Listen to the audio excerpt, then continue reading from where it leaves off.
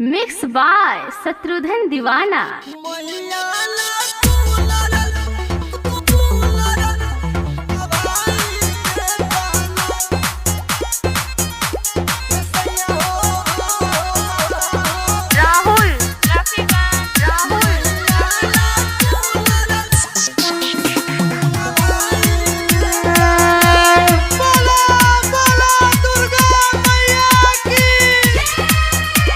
लिपि पोती कोइले बानी पूरा तैयारी, ओहे मैया रानी को कैसे रखे सवारी।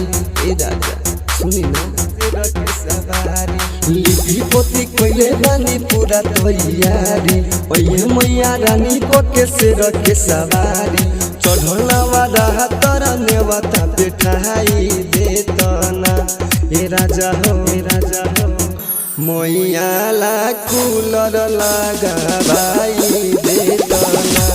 ऐसा हो मैया ला कूलर लगाई देतना। ये राजा हो सुनी ना जी लगवा दी ना।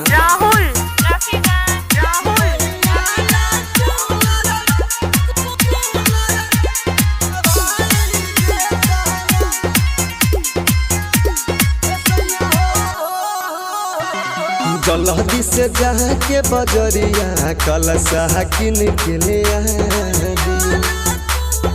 कुम्हरू से कही के जल्दी से दियरी बैठा जल्दी से जाके बजरिया कलशा किन के ले कुम्हरू से कही के जल्दी से दियरी बैठा लाले चटका रे चुनरी मंगाई देतना।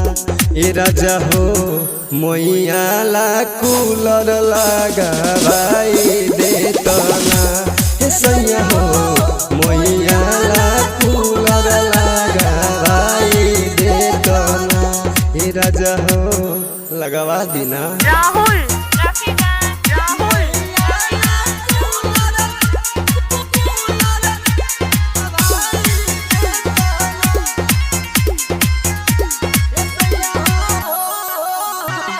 पंडित जी के बेटवा बुला के उनका से पाठ करवा दी।